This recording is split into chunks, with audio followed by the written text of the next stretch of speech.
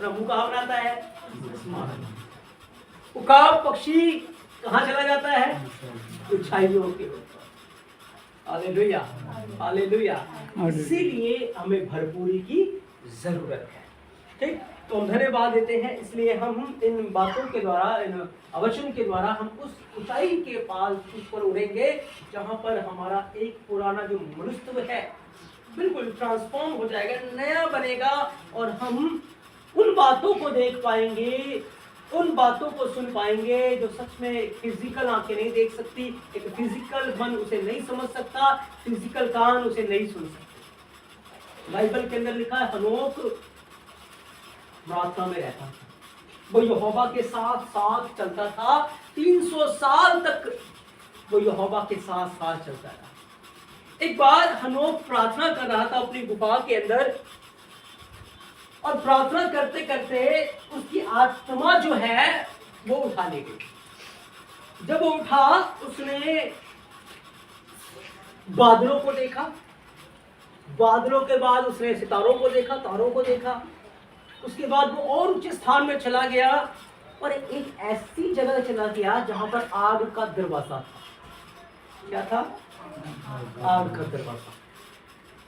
जब उसने आग के दरवाजे को देखा, वहां पर वो गिर पड़ा, मुंह केवल गिर पड़ा। अचानक उसके सामने से वो दरवाजा आग का खुल गया। एक आवाज आई अंदर से, हनोक यहां आ जा, हनोक यहाँ। हनोक की हिम्मत नहीं थी, उसको कपी था, डर उसके अंदर इतना था, वो अपनी आंखों को ऊपर की ओर नहीं उठा पा रहा, क्योंकि उसने यहोवा के शब्द को सुना। और जब वो आगे, मुंह के बल गिर के ही वो आगे बढ़ रहा था, फिर आगे एक और आग का दरवाजा था, वो भी उसके सामने से फिर खुल गया। फिर उसने देखा आग की नदी बह रही। क्या बह रही? हमारा परमेश्वर भस्म करने वाली आग है। उसने आग की धाराओं को देखा, और फिर उसने एक सिंहासन देखा, उसमें से इतनी रोशनी निकल रही थी, इतनी किरणें निकल रही थी, इतनी रोशनी निकल रही थी कि कोई स्वर्गदूत भी उसे नहीं देख सकता, कोई स्वर्गदूत भी उसके पास नहीं जा सकता था, कोई स्वर्गदूत भी उसे सलाह नहीं देख सकता, उसके पास नहीं जा सकता। हनोक ने बस वो ज्योति को देखा, उस ज्योति को देखा, और यही उसका बड़ा अनुभव था कि उसने अपना जीवन उस समय जब बुराई इस पृथ्वी के ऊपर अपने चरम सीमा पे थी, अपना जीवन पवित्रता में गुजारा, अपना जीवन वचन के अंदर गुजारा। आमीन, हालेलुया। तो आज वही दर्शन जो हनोक ने देखा, वही दर्शन जो दानियल ने देखा था, वही दर्शन जो यूहन्ना ने प्रकाशित वाक्य में देखा, आज वही बातों को दिखाने वाला हमारे पास जो बाइबल है हमारे हाथों में, ये हमें उस स्वर्गीय स्थानों में लेकर जाता है, ये हमें यहोवा के सिंहासन के पास लेकर जाता है। जब आप इतना उसमें आत्मा में आप उसको पढ़ेंगे ना, आपको लगेगा मैं वहां पहुंच चुका हूं। आप उसकी प्रेजेंस को, उसकी उपस्थिति को इस कदर महसूस कर पाएंगे कि मैं कहां पहुंच गया, उसके जलाल, उसके स्वर्ग में। स्वर्ग वहां है जहां यीशु है, जहां यीशु है वहां स्वर्ग है, जहां स्वर्ग है वहां यीशु। Hallelujah, hallelujah. जब पवित्र आत्मा हमारे जीवन में उस भरपूरी को, उस आनंद को ले आता है, उस स्वर्ग का अनुभव है, वो स्वर्गीय अनुभव है, वो स्वर्गीय शांति हमारे जीवन में लेकर आता है। आमेन, आमेन। तो कुछ बातों को हम सीखेंगे। हमने पिछली बार 22 अल्फाबेट को सीखा, और वचन संहिता 119 अध्याय के अंदर ये 22 के 22 लेटर लिखे हुए हैं, है ना। जब आप वचन संहिता 119 अध्याय को खोलेंगे तो 22 के 22 लेटर लिखे हुए हैं। तो आलिफ से लेकर ताब तक इब्रानी भाषा के कितने लेटर हैं? 22। ऊपर सारे बोलेंगे, आलिफ से सारे बोले। अब एक साथ सारे बोलो। याद कर लिए? नहीं करी? करनी ना, बोलो, आप बोलो, सारे बोलेंगे।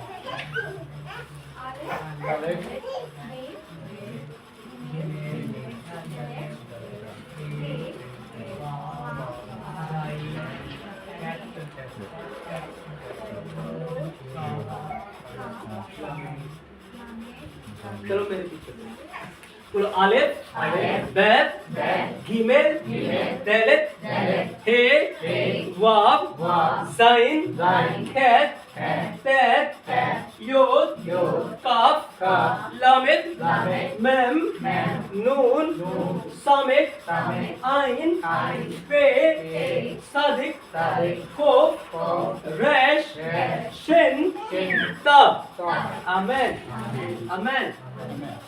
तो 22 लेटर जो मैंने आपको सिखाए हैं, इस 22 लेटर के एक पिक्टोग्राफ होती है। क्या होती है?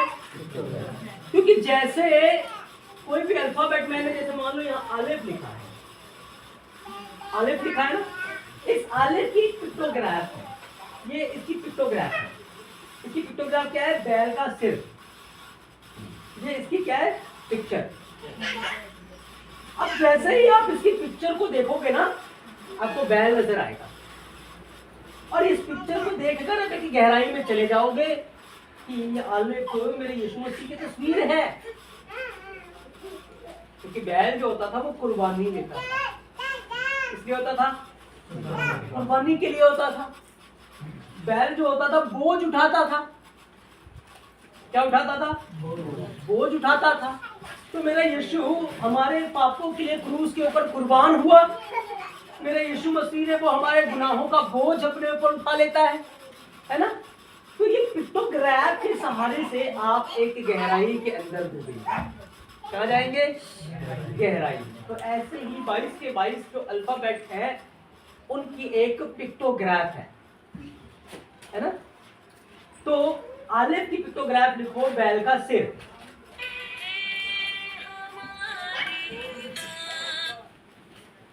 आलिफ की जो पिक्टोग्राफ है वो बैल का सिर है।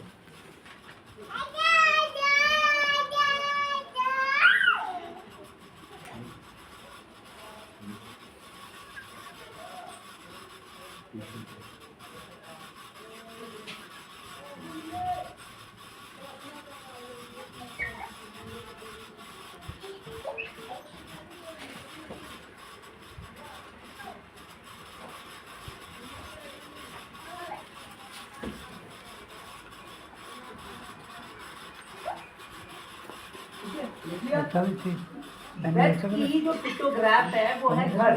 ये इसकी तस्वीर है घर की।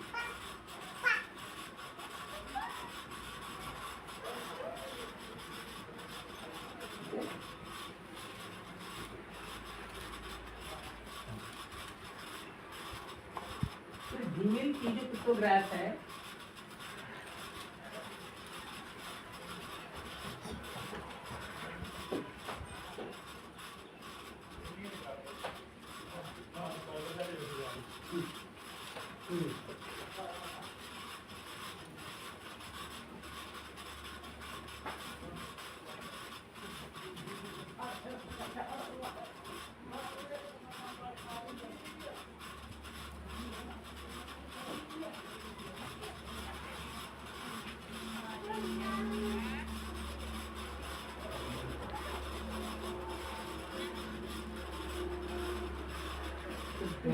पिक्टोग्राफ है वो है दरवाजा।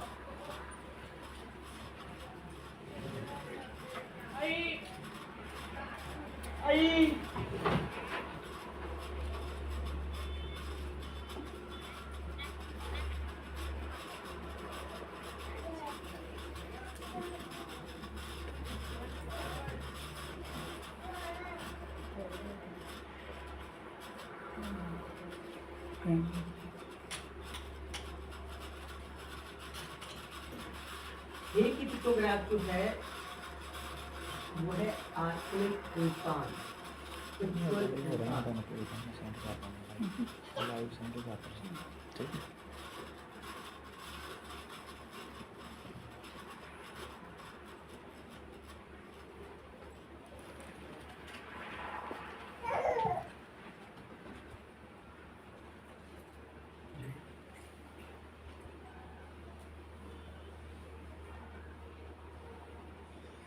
वाव की जो पिक्टोग्राफ है वो है कील।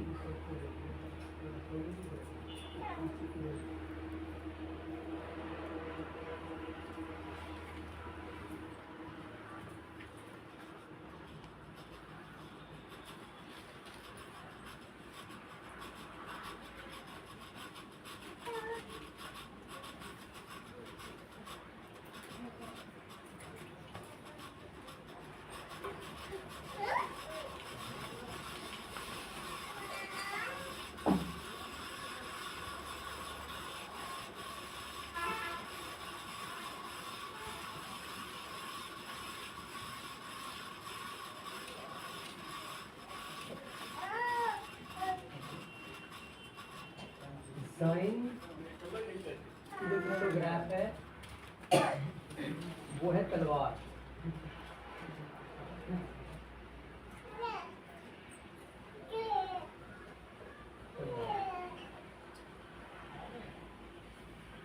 हेच की जो पिक्टोग्राफ है वो है बाड़ा।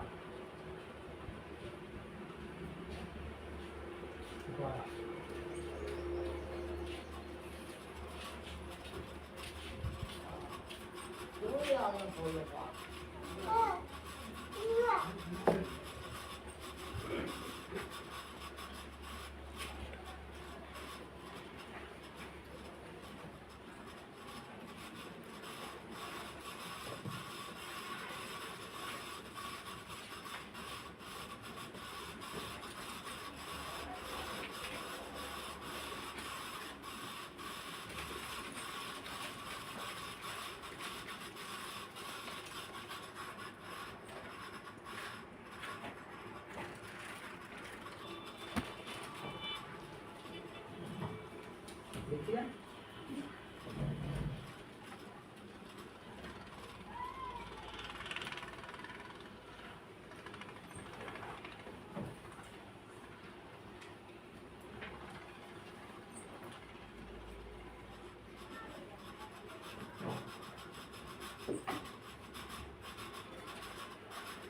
योग की पिक्टोग्राफ है हाथ, जो होगा तो ये दाहिना हाथ।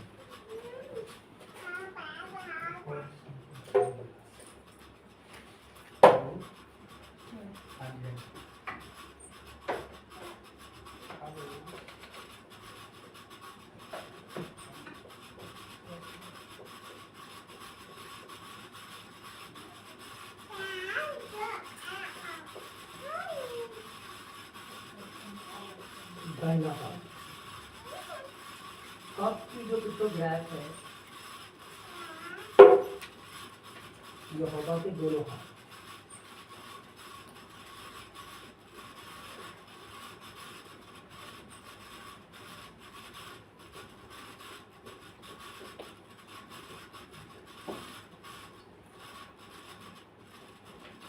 इस्लामिक जो पिक्टोग्राफ है वो है छड़ी। बीच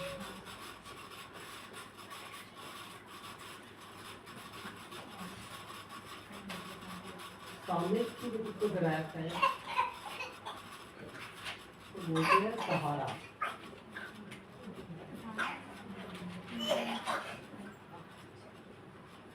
आई की पिक्टोग्राफ है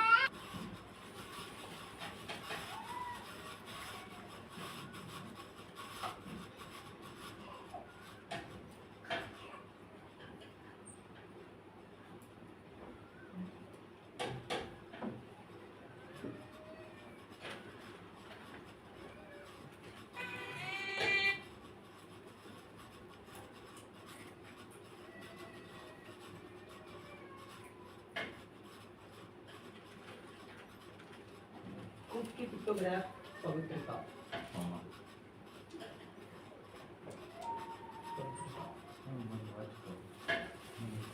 रेस्ट पिक्टोग्राफ होता है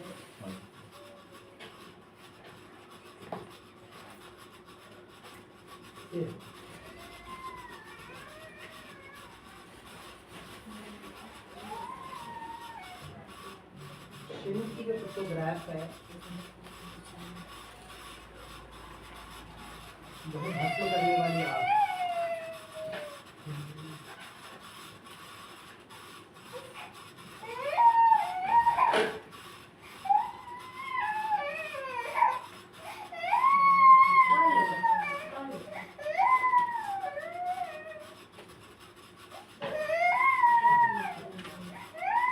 और सात की पिक्टोग्राफ है क्रूस।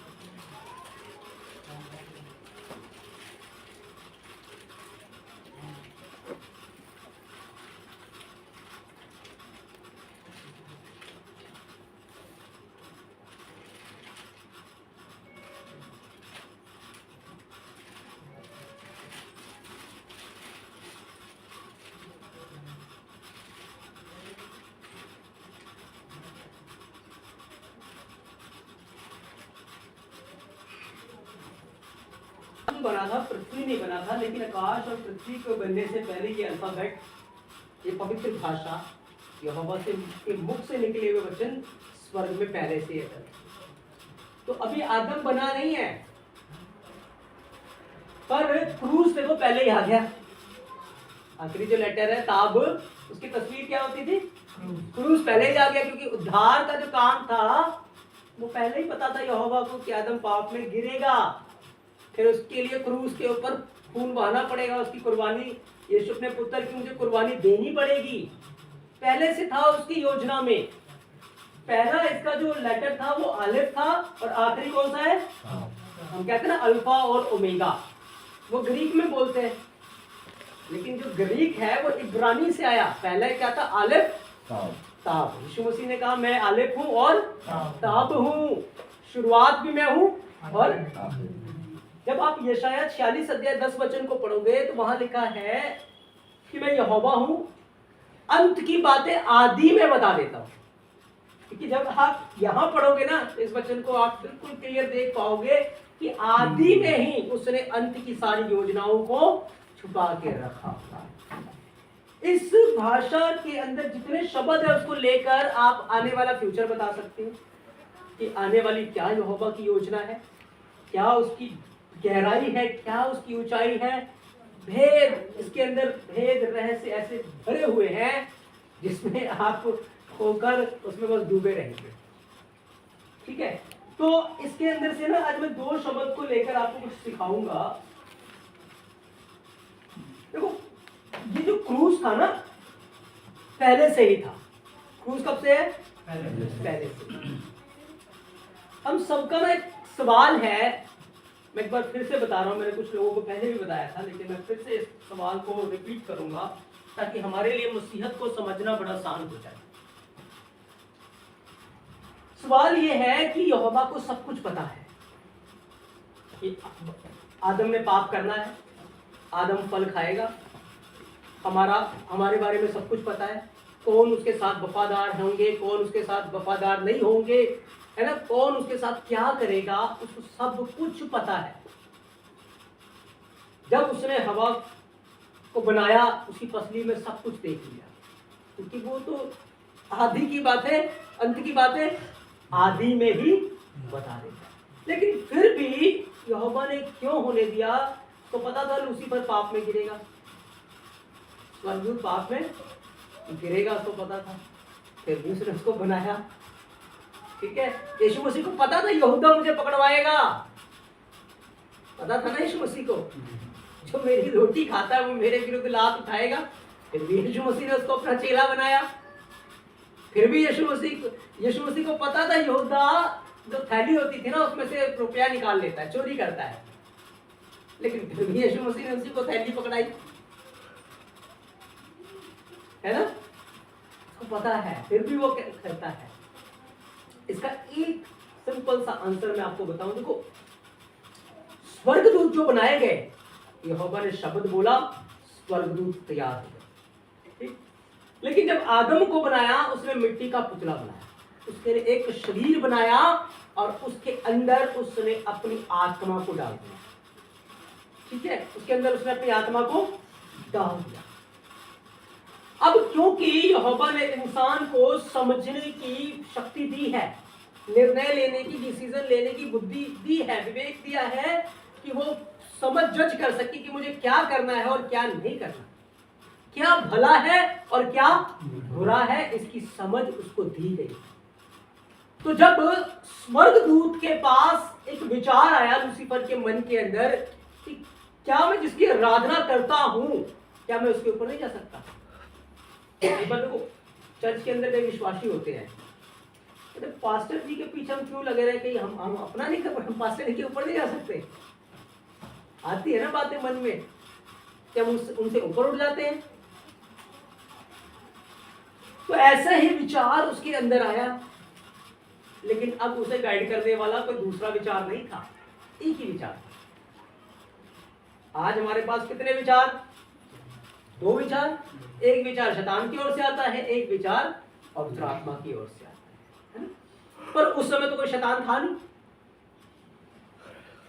स्वर्ग पवित्र जगह है, वहां कोई पाप नहीं है, कोई बुराई नहीं है, लेकिन स्वर्गदूत के अंदर एक तरफा विचार कि मैं अपने सिंहासन को उसके सिंहासन से ऊपर ले जाऊंगा, मैं ये करूंगा, मैं वो करूंगा, मैं वो करूंगा। और उसने उसके बारे में कुछ नहीं पूछा, बस अपनी योजना को उसने अंजाम देना चालू किया। उसने स्वर्गदूतों को भड़काना चालू किया, स्वर्गदूतों को अपने तरफ कर लिया और स्वर्गदूत उसकी तरफ हो गए और वो यहोवा से बगावत करने के लिए चल पड़े। तब यहोवा ने उनको गिरा दिया, स्वर्ग से गिरा दिया और उनके लिए अनंत आग ठहरा दी। नरक की जो आग है वो इंसानों के लिए नहीं बनाई, किसके लिए बनाई? उन गिराए हुए स्वर्गदूतों के लिए। ठीक है, अब देखो जब ये बातें हो रही थी, शैतान ने सब स्वर्गदूतों से बात की क्योंकि वो सबके ऊपर प्रधान था। तो 1/3 जो लोग थे वो उसकी तरफ हो गए और 2/3 यहोवा की तरफ हो गए, है ना। एक बार यहोशू ने कहा था कि कौन यहोवा की तरफ है और कौन दुष्ट आत्मा देवी देवताओं की तरफ है, क्योंकि मैं और मेरा घराना यहोवा की सेवा करेंगे। तुम चुन लो तुम किसकी सेवा करो। तो इससे पता क्या चल रहा है कि जो 2/3 स्वर्गदूत है वो विश्वास योग्य है और जो 1/3 स्वर्गदूत है वो विश्वास योग्य, वो बेईमान है, वो ईमानदार नहीं है। समझ आया? 2/3 ईमानदार है और 1/3 बेईमान है। तो जो बेईमान है उनको नीचे गिरा दिया गया। अब ईमानदारी का पता कैसे चलेगा? बंदा ईमानदार है कैसे पता लगेगा? जब परीक्षा में से जाएगा, जब आप उसका टेस्ट लोगे तभी तो आपको पता लगेगा कि मेरे साथ व्यक्ति ईमानदार है या नहीं है। समझ आया? ऐसे आदम का भी टेस्ट हो रहा था कि फल लगा हुआ है। अब आदम की परख होनी थी कि बेईमान है या ईमानदार है। ये किसकी बातों में आएगा? ये मेरी बात सुनेगा या अपने दुश्मन की बात सुनेगा? क्योंकि यहोवा को कौन से लोग चाहिए? विश्वास योग्य लोग चाहिए। समझ आया? इसीलिए वो जो फल था उसकी विश्वास योग्यता को परखने के लिए था और यहोवा ने उसको चिता दिया था कि जिस दिन तू इस फल को खाएगा उसी दिन तू मर जाएगा। और ये बात बिल्कुल सत्य है, जिस दिन उसने फल खाया उसी दिन वो मर गया। आप कहेंगे कैसे मरा? एक दिन 1000 साल। आदम की आयु कितनी? 930 साल। उसी दिन मर गया, एक दिन नहीं जी पाया वो। ठीक। अब यहोवा चाहता तो वहां आदम की जनरेशन रोक देता कि पाप पृथ्वी के ऊपर ना फैले, गुनाह पृथ्वी के ऊपर ना फैले। पर यहोवा को जो 1/3 गिरे हैं, जो आराधना करने वाली मंडली गिरी है, अब उसको ईमानदार लोग चाहिए नहीं चाहिए वहां के लिए? हमारी जो पोजीशन है वो स्वर्गदूतों से ऊपर है, क्योंकि स्वर्गदूतों को हमारी तरफ परखा नहीं गया। स्वर्गदूतों को हमारी तरफ परखा, वो तो सेवा टहल करने वाली आत्मा है, लेकिन राज्य हमें मिलने वाला है। उन लोगों को मिलेगा जो दुख के अंदर, परेशानियों में, कष्ट में यहोवा के साथ ईमानदार रहते हैं। जब कोई आपको नहीं देख रहा, यहोवा आपको देख रहा है, यीशु मसीह आपको देख रहा है, पवित्र आत्मा आपको देख रहे हैं कि आप वफादार हैं या नहीं हैं। हनन्याह और सफीरा जब कमरे के अंदर ये सलाह कर रहे थे कि एक भाग जाके दे देते हैं, बाकी हम रख लेते हैं, कौन देख रहा था उनको? पवित्र आत्मा देख रहा था ना। तो पतरस ने कहा, हनन्याह तेरे मन में शैतान ने क्यों डाला तू पवित्र आत्मा से झूठ बोले?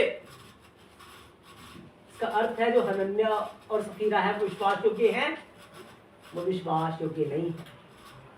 इसलिए यहोवा को विश्वास योग्य लोग चाहिए। इसलिए आज हमारे जीवन के ऊपर बीमारियां आती हैं, परीक्षाएं आती हैं, तकलीफ आते हैं कि वो दुखों की भट्टी में डालकर हमें परखे और परखने के बाद जब हम खरे निकले जांच में तो हमें अनंत महिमा दे। क्योंकि उसने कहा तुम मेरे सिंहासन पे बैठोगे, मेज पे खाओगे और इजराइल के 12 गोत्रों का न्याय करोगे। पतरस कहता हमें स्वर्गदूतों का भी न्याय करना है। हमें किसका न्याय करना है? तो उसने हमारे लिए स्वर्ग में बड़े अच्छे अच्छे पद रखे हैं, मुकुट रखे हैं, इनाम रखे हैं, तोहफे रखे हैं। बस हमें जांच में खरे निकलना है, परीक्षाओं में हमें खरे निकलना है, हमें विश्वास योग्य बने रहना है। आमेन। समझ आया? समझ आया? आगे चले। तो ये सवाल है, और भी अगर आपको इसके बारे में डिटेल में जानना है तो आप बाद में मुझसे पूछ सकते हैं कि स्वर्गदूतों का उद्धार क्यों नहीं हुआ, मनुष्य का उद्धार क्यों हुआ, आप उन्होंने भी किया था पाप, आदम ने भी किया था, क्यों नहीं हुआ। बहुत सारी ऐसी बातें हैं, आप पूछिए, मैं आपको बताऊंगा। हम थोड़ा गहराई में चले कुछ बातों को सीखे आगे। तो इब्रानी भाषा में आज हम और बातों को सीखे जो हमारे आत्मिक लेवल को बढ़ाए।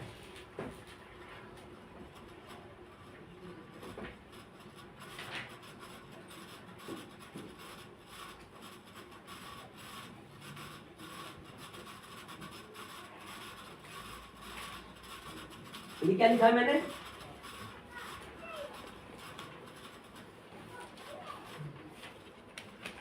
मैम क्या लिखा है?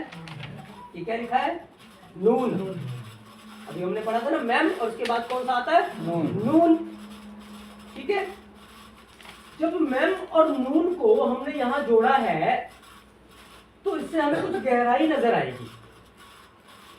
अब जैसे हम अपनी हिंदी की बाइबल में पढ़ते हैं, एक वचन लिखा हुआ है कि वो ऐसी बहती नालियों के किनारे लगाया गया है जो अपने ऋतु में फल लाता है। कहाँ लिखा है? बाइबल साइट 1:3 लिखा है ना। तो हम इस वचन को तो ऐसे ही पढ़ लेते हैं, लेकिन इसके अंदर बड़ी डीपनेस है, और वो डीपनेस की कुंजी यहाँ है। Hallelujah, hallelujah. उस डीपनेस की कुंजी कहाँ है? यहाँ पर है उसकी कुंजी। जब इब्रानी भाषा में मैंने आपको बताया इसकी एक पिक्टोग्राफ होती है, इसका एक पिक्चर है। इसकी पिक्चर क्या है? पानी है ना। इसकी पिक्चर क्या है? और इसकी पिक्चर क्या है? बीज। क्या है? आमेन।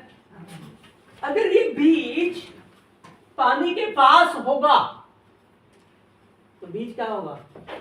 बढ़ेगा, पौधा बनेगा, फिर पेड़ बनेगा, ये फलता रहेगा। ये तो लिखा बाइबल में। लेकिन अगर ये पानी के पास नहीं होगा तो सूख जाएगा, मुरझा जाएगा, खत्म हो जाएगा। किसके पास रहना है इस बीज को? पानी। किसके पास रहना है?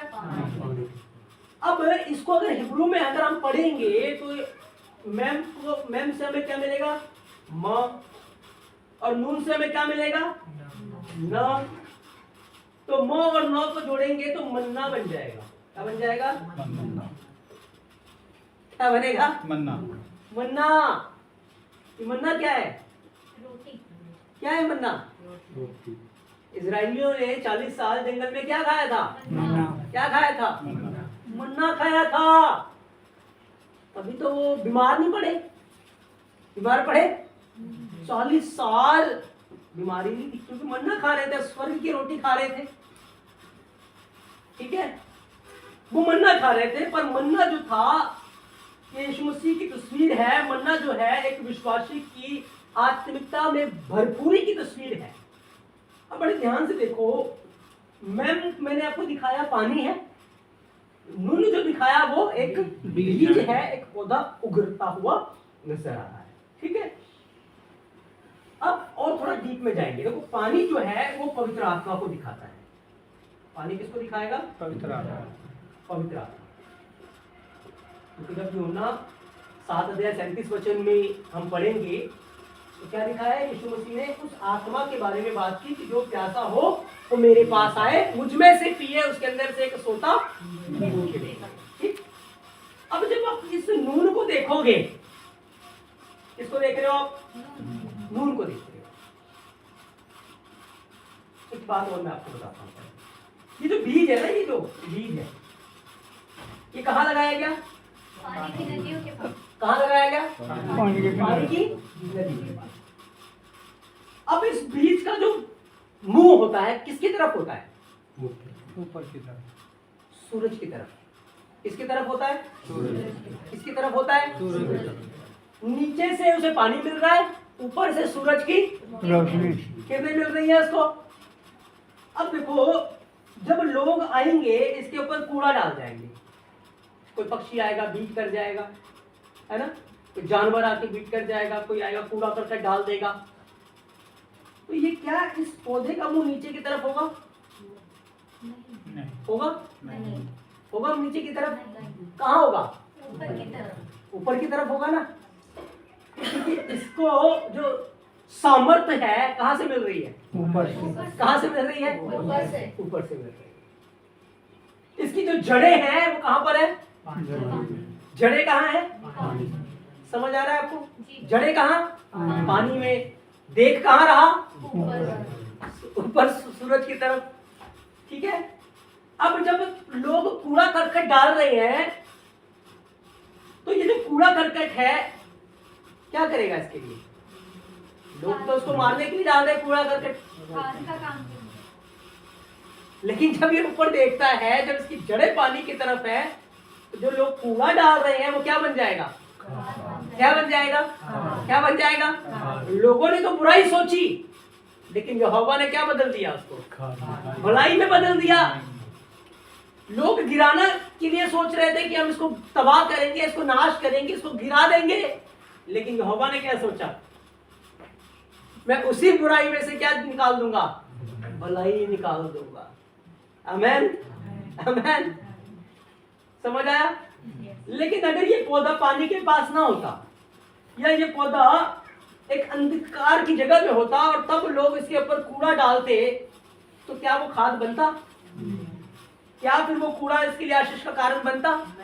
फिर वो इसके लिए जहर बन जाता, और ये जो बीज है, ये पौधा है, ये क्या हो जाता? खत्म हो जाता, मर जाता। समझ आई बात? समझ आई?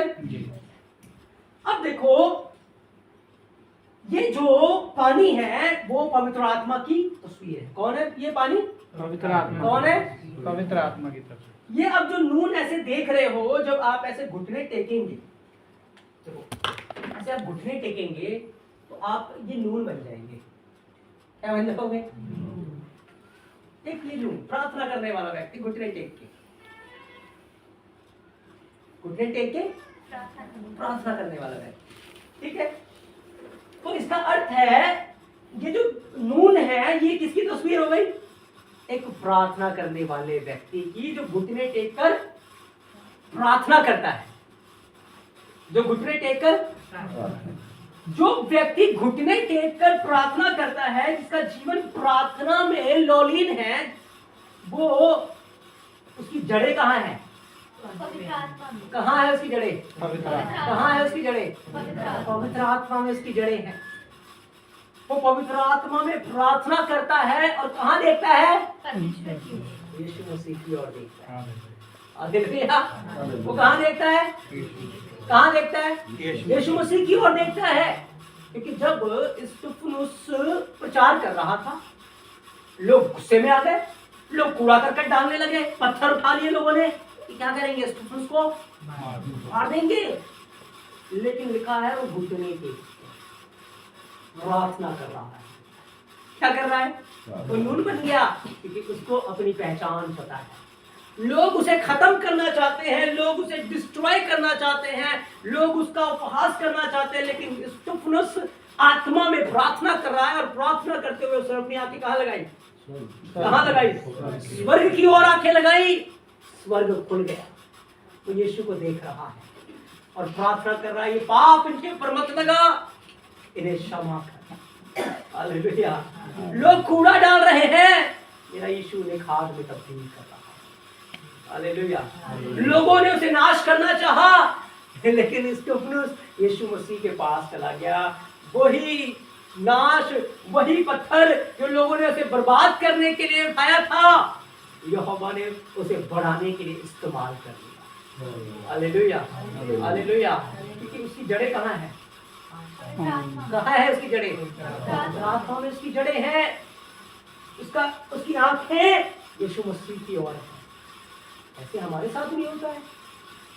लोग कूड़ा करके डालते हैं ना, शब्दों के कूड़े आपके ऊपर डालेंगे, तुम ऐसे हो, तुम वैसे हो, तुमने ये नहीं करा, तुमने वो नहीं करा, है ना, ताने मारेंगे, तुमने धर्म चेंज कर लिया, ऐसी बातें कहेंगे ना।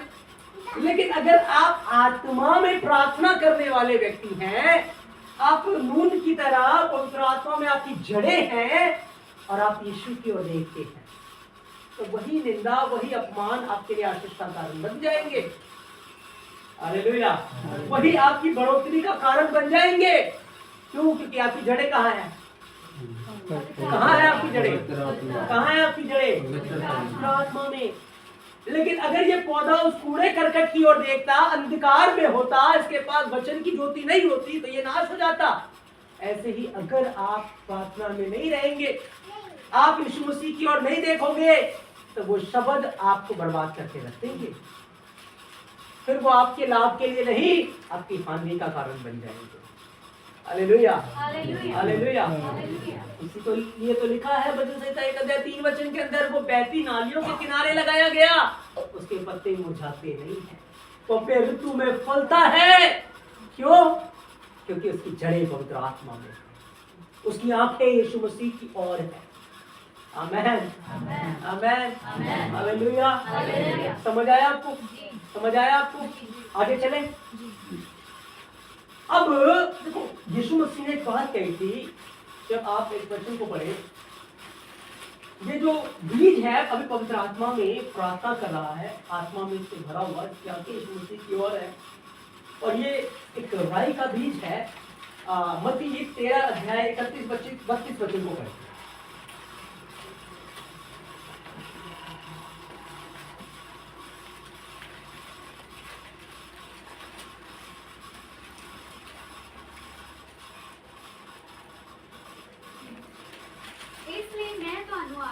हाँ, मैं तुमसे कहता हूँ, जो हरेक पाप अते नहीं, मत्ती 13:31।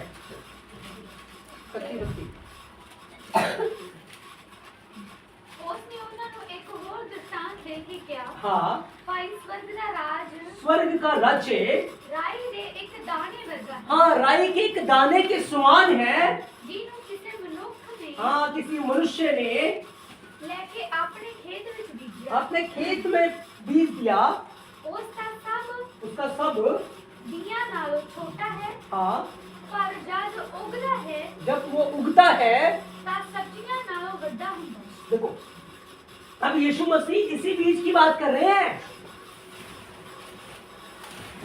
एक मनुष्य ने एक राई का दाना देखा आपने? सरसों का दाना देखा? कितना छोटा होता है? सबसे छोटा होता है बीजों में। पेड़ देखा किसी ने? पेड़ कितना बड़ा होता है उसका, है ना? तो यीशु मसीह ने कहा स्वर्ग का राज्य उस राई के दाने के समान है। इसी राई के दाने की बात कर रहा हूं। बीज में सबसे छोटा है, लेकिन जब उसे बो दिया जाता है तो इतना बड़ा पेड़ बन जाता है कि आकाश के पक्षी आकर उस पर घोंसला बना लेते हैं, जानवर उसके छांव के नीचे बैठते हैं, लोग उसके छांव में आकर बैठते हैं। एक बार नबूकदनेस्सर ने एक सपन देखा था ना, एक बड़ा पेड़, विशाल पेड़ है, तो दानियल ने क्या बताया? वो पेड़ कौन है? वही है वो पेड़। Hallelujah, hallelujah. अब यीशु मसीह इस राई के दाने की बात क्यों कह रहे हैं? देखो, ये राई का जो दाना है ना, मैंने आपको बताया कि एक ऐसा व्यक्ति जो आत्मा में प्रार्थना करता है, अपनी आंखें यीशु की ओर लगाता है, बस उसको कोई हिला नहीं सकता, उसको कोई इधर-उधर नहीं कर सकता, उसको बढ़ना है। आज अगर हमारी आत्मिकता जो है पवित्र आत्मा के अनुसार है, पवित्र आत्मा में है, हम डेली आत्मा में प्रार्थना करते हैं, डेली आत्मा में वचन को पढ़ते हैं, पवित्र आत्मा में हम अपना ध्यान लगा के रखते हैं, यीशु मसीह में हम अपना ध्यान लगाते हैं, कोई हमें हिला नहीं सकता, कोई हमारा कुछ नहीं बिगाड़ सकता, क्योंकि हम स्वर्गीय स्थानों में रहते हैं।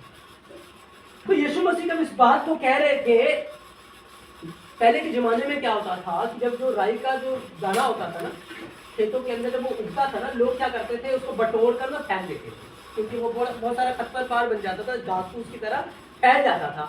तो वो कहते थे कि अगर ये घास फूस की तरह फैल जाएगा तो फिर हमारे लिए तो जगह ही नहीं होगी, हम कुछ और नहीं कर पाएंगे। सही कह रहा हूं? एक खरपतवार की तरह वो फैल जाता था, क्योंकि लोगों को वो पहचान नहीं है कि ये खरपतवार नहीं है, पर एक विशाल पेड़ है। आमीन। जब यीशु मसीह इस दुनिया के अंदर आए और यीशु मसीह की सेवकाई बढ़ने लगी, चेले आए, लोग आए, तो लोगों ने क्या किया, ये तो खरपतवार है, लोगों ने मसीहत को उखाड़ना चाहा, मसीहत को उखाड़ना चाहा। यीशु मसीह के पीछे पड़े रहे, चेलों के पीछे पड़े रहे कि यहाँ से मसीहों को मारेंगे, वहां से मारेंगे, इनका नामो निशान मिटा देंगे। क्योंकि उनको ये पता था कि ये पूरी दुनिया में फैल जाएंगे, हमारे तो लगेगा ही नहीं। आज देखो भारत के अंदर क्या हो रहा है, डर सता रहा, सारा भारत ही मसीह हो जाएगा, हिंदुत्व जो है वो खतरे में है ना। लेकिन उनको पता नहीं है कि हम वो खरपतवार नहीं है, घास फूस नहीं है, लेकिन एक विशाल पेड़ है जो फलों से फलदार है। फल इसके अंदर रखे हुए हैं, जिसके छांव के नीचे हर कोई आकर भोजन पा सकता है, हर कोई आकर मसीह की शांति से भरपूर हो सकता है। शैतान से उखाड़ने की कोशिश करेगा, लेकिन याद रखे, अगर राई का दाना एक बार जमीन के नीचे चला जाता है, फिर किसी की हिम्मत नहीं है उसको उखाड़ दे। ये हिम्मत है। मैं आपको और बात, भेद की बात बताता हूँ, और हम थोड़ा डीप चलते हैं।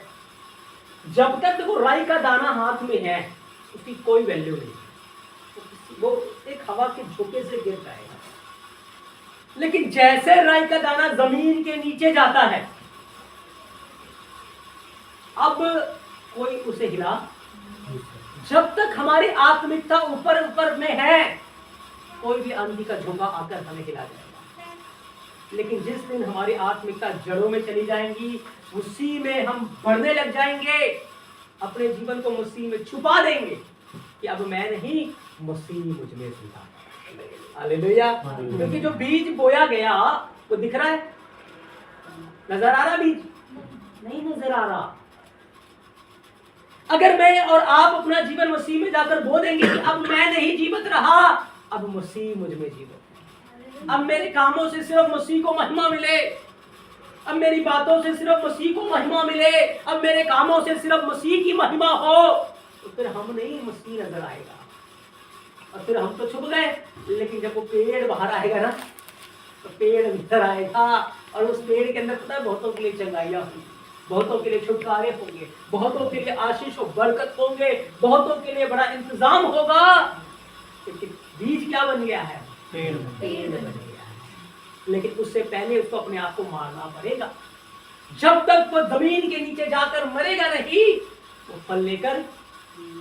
यीशु मसीह ने एक बात कही थी कि अगर तुम्हारा विश्वास राई के दाने के बराबर हो, इस शहतूत के पेड़ से कहोगे, इस पहाड़ से कहोगे उखड़ और जा समुद्र में चला जा, ये तुम्हारी मान लेगा। ऐसे यीशु मसीह ने कोई बात नहीं की। इसके पीछे भी बहुत बड़ा भेद है, उसके पीछे भी बड़ा रीजन है।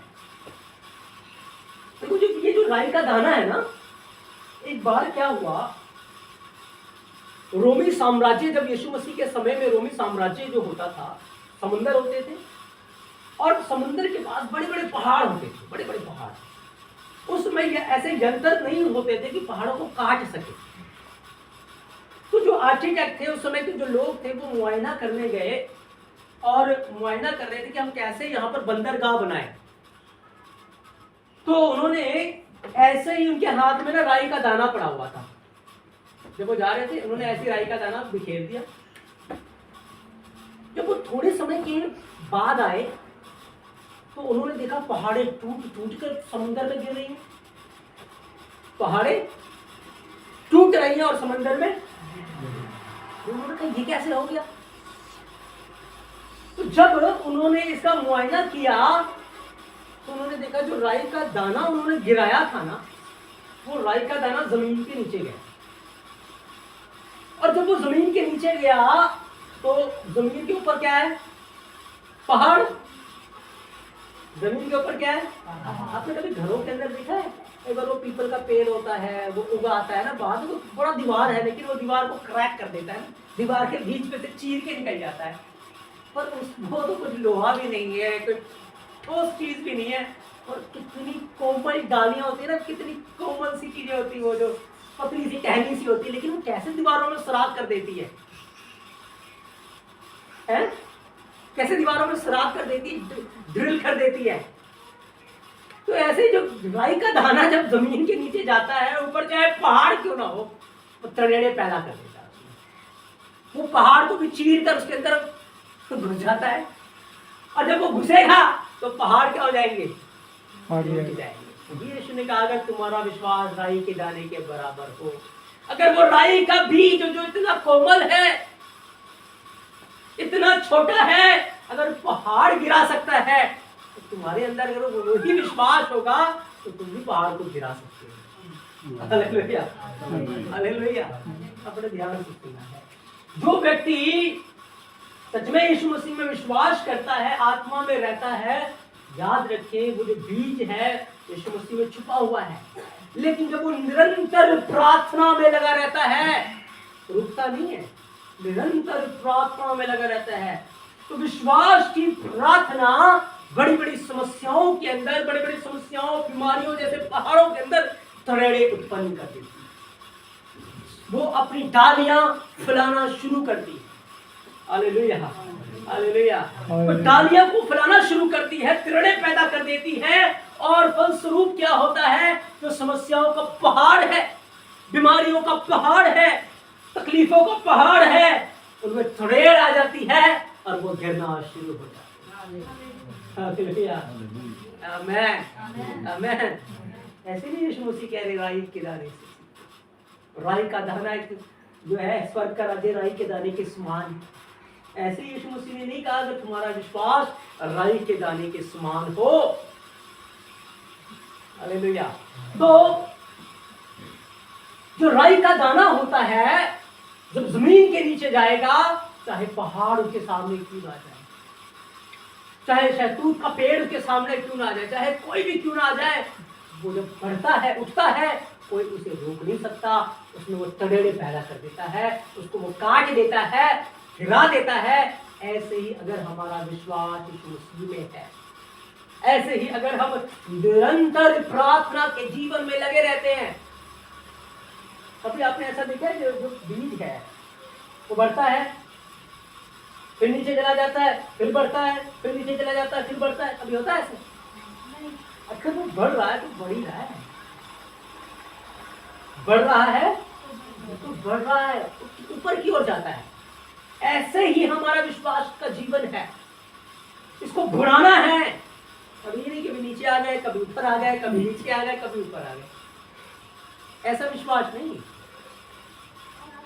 एक धर्मी और पवित्र जीवन, आत्मा में लौलीन होकर प्रार्थना, एक दृढ़ विश्वास को लेकर जब आप लगातार उस चीज के लिए प्रार्थना करते रहते हैं, लगातार आप विश्वास पे दृढ़ होते जाते हैं, आपका विश्वास समस्याओं को, परेशानियों को काटना शुरू करता है। अनदेखी चीजें नजर आनी शुरू हो जाती है। जो काम आपको लग रहा था कठिन है, नहीं हो सकता, वो होना शुरू हो जाता है। विश्वास यही तो है, आत्मा में देखना यही तो है। क्योंकि पवित्र आत्मा में जब आप प्रार्थना करेंगे, और प्रार्थना भी ऐसे नहीं, आप पहले बैठो, वचन को पढ़ो, प्रार्थना करो, पवित्र आत्मा मुझे वचन को पढ़ने में मदद करो, वचन को पढ़ो और फिर प्रार्थना में चलो, फिर प्रार्थना में आप हो जाओ, आपकी स्पिरिचुअल आंखें खोलें, आपको समझ आना शुरू होगा, आपका विश्वास का जो लेवल है वो बढ़ना शुरू होगा। क्योंकि वो बीज नहीं रहना, छोटा विश्वास छोटा नहीं रहना, उसे एक बड़ा पेड़ बनना है। हालेलुया। छोटी सेवकाई है, छोटी नहीं रहना, उसको बड़ा बनना है। हालेलुया। इस लेवल पे जाना है कि आकाश के पक्षी आकर उसमें घोंसला बना सके, बहुतों के लिए उसके नीचे छाया का प्रबंध हो, बहुतों के लिए फल का प्रबंध हो। अब मसीह में तो आए एक छोटे से विश्वास के साथ, लेकिन आज भी अगर देखो आपका जीवन वही छोटे से विश्वास में ही है।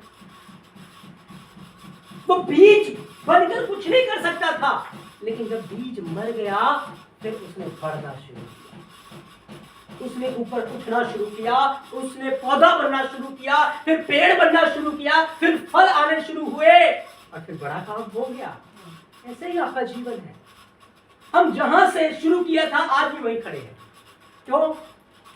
क्योंकि अब तक हमने समर्पित जीवन जिया है, अब तक हमारी जड़ें पवित्र आत्मा में मजबूत है ही नहीं।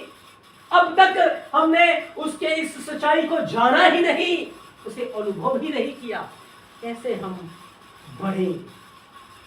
हालेलुया। क्या हमें देखकर फील नहीं होता कि मैं आज मुस्लिम में जैसे आया था वैसे ही? कहाँ आज मुझे उठकर लोगों के लिए प्रार्थना करनी चाहिए थी? कहाँ आज मुझे लोगों के लिए सहायता बनना चाहिए था, लोगों के लिए आशीष का कारण बनना चाहिए था? और कहाँ आज मैं खुद हाथ फैलाता हूँ, खुद प्रार्थना के लिए जाता हूँ, खुद कहता हूँ, मैं लोगों को आना पड़ता है, मुझे बताना पड़ता है, मैं आती नहीं हमें अपने ऊपर दया नहीं आती, नहीं आती दया। बताओ, फिजिकल गरीबी तो किसी को पसंद नहीं है। हम मेहनत करेंगे, बढ़ेंगे, लेकिन पहले आत्मिक अमीरी ले लो, फिजिकल अपने आप खत्म हो जाएगी। पहले तुम उसके धर्म और राज्य की खोज करो, सब वस्तुएं तुम्हें मिल जाए। हाँ, जब पवित्र आत्मा की, देखो स्पंज देखा आपने, जी जब उसको पानी उसके अंदर डाल देंगे, पानी नजर आता है? नहीं क्या नजर आएगा? heaven स्पंज नजर आ रहा है, लेकिन स्पंज में अब वेट है, स्पंज के अंदर अब भार है, अब हवा के झोंके से नहीं उड़ सकता। ऐसे ही उसकी उपस्थिति हमारे जीवन में, ऐसे ही उसकी उपस्थिति, वो नजर नहीं आ रहा लेकिन वो मौजूद रहता है। फिर हम वैसे भूसी के समान नहीं है, जिसे हवा का झोंका आएगा उठाकर ले जाएगा। आमेन। समझ आ रहा है? समझ आ रहा है? कहीं कोई डाउट, समस्या? सीख रहे हैं आशीष? आत्मिकता हमारी जाग रही है कुछ? यीशु मसीह के लिए कुछ प्यार जाग रहा है कि हम बढ़े उसमें? हमें उसे जानना है, हमें उसे प्यार करना है, हमें उसे समझना है। हमने कितना समय बर्बाद कर दिया इधर उधर की चीजों में। अगर वही समय हम यीशु मसीह के चरणों में बिताते हैं तो न जाने क्या कुछ ना हमें मिल जाता, न जाने आज हम कहां से कहां होते। आमेन। Hallelujah, hallelujah. तो स्वर्ग का राज्य उस राई के बराबर है। ये मन जो मैंने आपको बताया, मन्ना, इसकी नींव पवित्र आत्मा है, इसकी जड़ें पवित्र आत्मा में, इसकी आंखें स्वर्ग की ओर लगी हुई। एक आत्मिक व्यक्ति लोगों की ओर नहीं देखता, परिस्थितियों की ओर नहीं देखता, बीमारियों की ओर, तकलीफों की ओर, समस्याओं की ओर नहीं देखता, क्योंकि उसकी जड़ें पवित्र आत्मा में, उसकी आंखें यीशु मसीह की ओर है। हर बीमारी, हर परेशानी यीशु मसीह उसके लिए खाद के रूप में बदल देंगे, उसके लिए आशीष के रूप में बदल देंगे, उसके लिए एक बढ़ोतरी के रूप में बदल देंगे।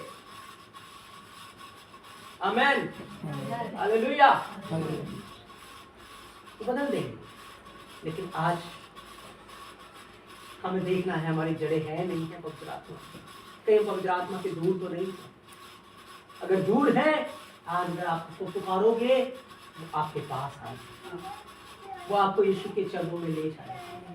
वो हमारी छुटकारे के लिए छाप है, वो हमारा सहायक, हमारा मददगार है, वो हमें तैयार करने के लिए दिया गया है। हालेलुया।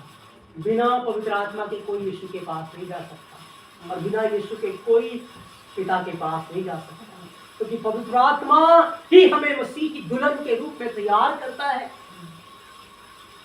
पवित्र आत्मा, आज हमने उसको शोकित किया हुआ, उसे दुखी किया हुआ है अपने कामों के कारण, अपने जीवन के कारण। आज हमें उसे ढूंढना है, आज अपने अंदर की बुराई को निकालना है। आपको पता है, देखो यीशु मसीह ने कहा, देखो मैं युगों के अंत तक सर्वदा तुम्हारे साथ। पवित्र आत्मा की उपस्थिति हमारे साथ है। कई बार हम उसकी उपस्थिति को महसूस करते हैं, लेकिन कई बार हम उसकी उपस्थिति को महसूस नहीं करते। होता है वो साथ में, क्योंकि उसने वादा किया है। क्यों ऐसा होता है? आपको पता है, जब एक व्यक्ति को मोतियाबिंद हो जाता है, उसे धुंधला दिखना शुरू होता है। क्या होता है? धुंधला दिखेगा ना, तो क्या हो गया? मोतियाबिंद हो गया। ऐसे ही पाप हमारी आंखों को मोतियाबिंद कर देता है। उसकी उपस्थिति को हम देख ही नहीं पाते, यीशु मसीह की प्रेजेंस को हम महसूस नहीं कर पाते। जब हम बीमार होते हैं तो क्या खाने का स्वाद आता है? बुखार जब होगा तो खाने का टेस्ट आएगा? खाना तो वही है, टेस्ट भी वही है, लेकिन टेस्ट नहीं आएगा। क्यों? क्योंकि अंदर क्या है? बुखार है। जब तक पाप अंदर होगा आप कभी भी उसकी उपस्थिति को महसूस नहीं कर पाओगे। जब तक बुराई आंखों के अंदर होगी कभी भी उसके जलाल को देख नहीं पाएंगे। Hallelujah, hallelujah. इसलिए बहुत जरूरी है मेरे कि हम वो पौधे बने जो बहती नालियों के किनारे लगाए गए। हम वो चेले बने जो पवित्र आत्मा में रहने वाले हैं, पवित्र आत्मा में प्रार्थना करने वाले हैं, जिनकी आंखें यीशु की ओर है। चाहे कोड़े पड़े, चाहे कुछ भी हो, चाहे लोग पत्थर मारे, लेकिन उनकी आंखें यीशु से नहीं हटती, उनका ध्यान यीशु मसीह से नहीं हटता। वो अपनी आंखें लगा के रखते हैं। फिर वो ऐसे पौधे के समान है जो बहती नालियों के किनारे लगाएंगे, पत्ते मुरझाएंगे नहीं, वो बढ़ते रहेंगे। यदि एक दिन ऐसा पेड़ बन जाएंगे कि वो पूरी दुनिया के लिए आशीष का कारण बन जाएंगे। लोग उनको याद करते हैं कि ये मसीह का खातिन था, ये मसीह का सेवक था, ये मसीह का बंदा था, इसके जीवन के द्वारा मसीह ने कितने बड़े काम किए। आमेन, आमेन, आमेन। चले आगे, ये बस करें।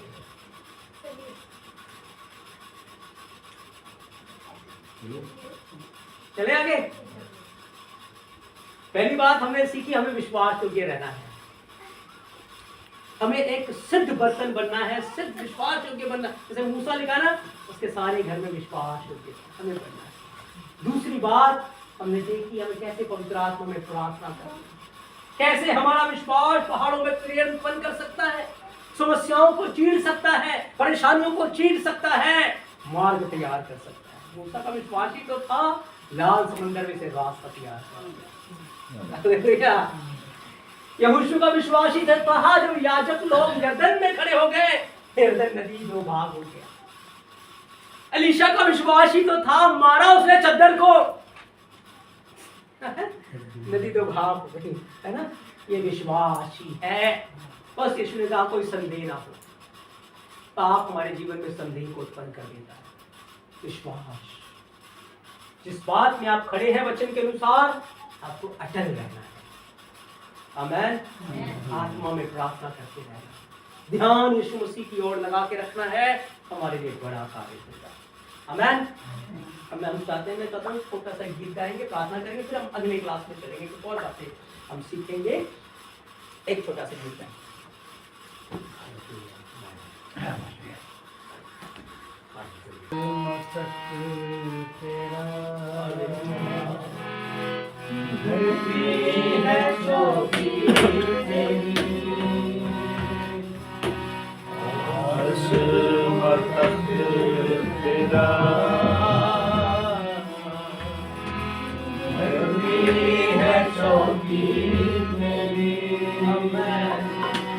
बदला न बदलेगा कोई, ऐसी है हस्ती तेरी। बदला न बदले कभी, ऐसी है हस्ती तेरी। यीशु पाक है, पाक है, सजदों पे सजदे करूं। पाक है, यीशु पाक है, सजदों पे सजदे करूं। तेरी हज़ूरी में झुकता रहूं, सजदों पे सजदे करूं।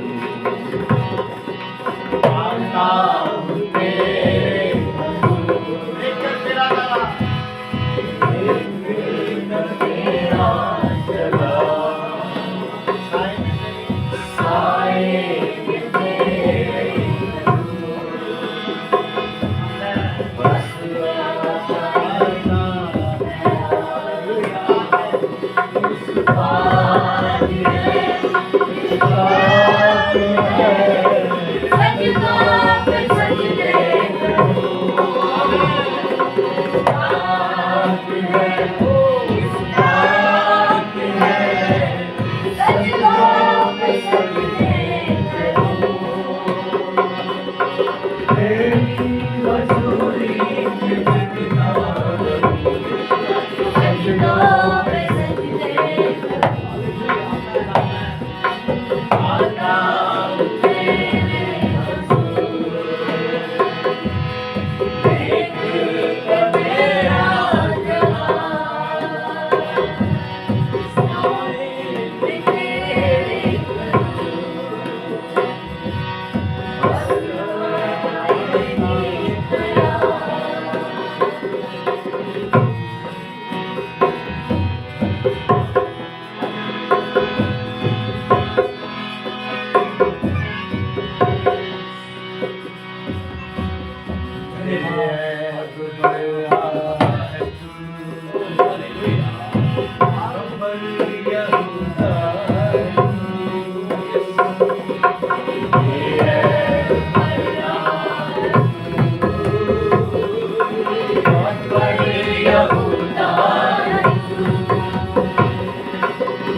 साए में तेरे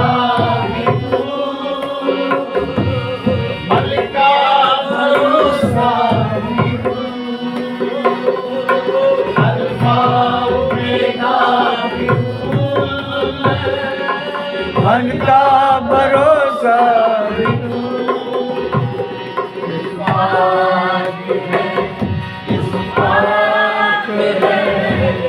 सजदों पे सजदे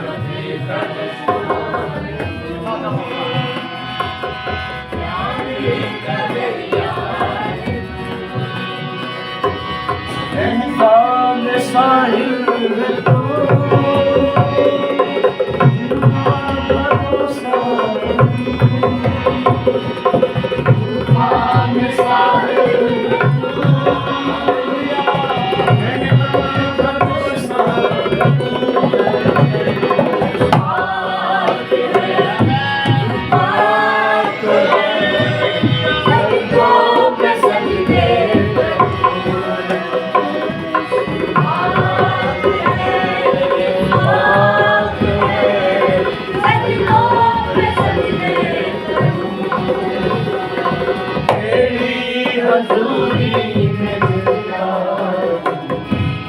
सजदों पे सजदे आता हूँ तेरे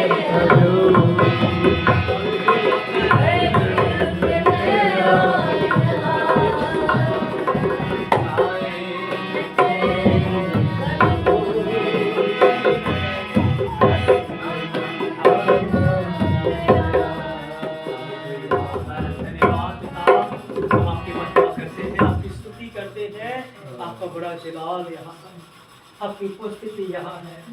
आज अपने लोगों की मदद, तेरा वचन उनके दिल की गहराइयों में उतर दे, उनकी आत्मा में उतर दे दे। ओ आज से ये वचन उनके हृदय की पट्टियों के ऊपर लिखा जाए, ताकि सच में ये कलाम, ये जीवन की बातें हैं। यीशु मसीह ने कहा जो वचन मैंने तुमसे कहे हैं वो जीवन है, वो आत्मा है। ये सत्य वचन हमारे लिए तेरी महिमा का कारण हो। हम धन्यवाद देते हैं पिता। हम सच में सारे मन से, सारे प्राण से और सारी सामर्थ्य से सिर्फ आपकी खोज में लगे, आपको प्यार कर सके। पवित्र आत्मा आपसे लिपटे रहे, क्योंकि संसार और संसार का धन कूड़ा करकट है, उससे हमें कोई लाभ नहीं होने वाला। लेकिन जो हम तेरी उपस्थिति में पाते हैं, कुछ में होकर पाते हैं, वो अनंत काल के लिए बना रहेगा। ओ पिता, हम धन्यवाद देते हैं। आपने हमें संसार की बुराइयों से अलग किया, हमें चुना और ये समय हमें दिया कि इस वक्त हम आपकी हजूरी में बैठकर आपकी आवाज को सुन सके। हम धन्य हैं। ओ आपकी बड़ी कृपा है हमारे ऊपर, ये बड़ा अनुग्रह है कि हम आपकी हजूरी में हैं। हालेलुया। बहुत सारे लोगों को इनविटेशन दिया गया था, लेकिन शैतान ने उनके मनों को ऐसा कठोर कर दिया, ऐसा उनके मनों को बंद किया कि वो यहाँ नहीं आ सकते। लेकिन तेरा अनुग्रह है कि आप हमें लेकर आए, आप हमें लेकर आए हैं। आज हमारा यहाँ आना व्यर्थ नहीं है। सच में हमने आपकी उपस्थिति को पाया है, आपकी भरपूरी को पाया। हम धन्यवाद देते हैं। तेरा वचन सच में वो खजाना है, इसके विषय में दाऊद कहता है जैसे कोई बड़ी लूट पाकर खुश होता है, यहोवा मैं तेरे वचन को पाकर खुश होता हूं। हम धन्यवाद देते हैं। आए पास्टर ऋषि जी के साथ प्रार्थना करें। महान सामर्थ्य पिता परमेश्वर, धन्यवाद के साथ आपके पवित्र चरणों में आते हैं खुदावन। प्रेमीश्वर खुदावन, आपने अपने सेवक को खुदावन बहुत दूर से अपने गुप्त खुदावन उस खजाने को जो उनको दिया है उनके बीच में रखा, और खुदावन आज हमारे सब के बीच में वो खुला खुदावन। प्रेमीश्वर और गहराई से और पवित्र आत्मा की सामर्थ्य से खुदावन हमें भर दो प्रभु, हम आपके गहरे भेदों को सीख सकें खुदावन, और दुनिया के कोने कोने में खुदावन आपके सुसमाचार से खुदावन।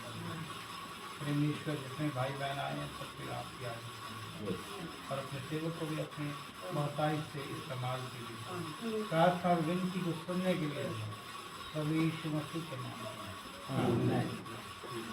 तो हम धन्यवाद देते हैं। यीशु मसीह का हमने दो बातें सीखी कि हमें एक विश्वास योग्य रहना है हर परिस्थिति में, हर हालात में, क्योंकि यहोवा को विश्वास योग्य लोग चाहिए। और दूसरी बात हमने सीखा है कि हमें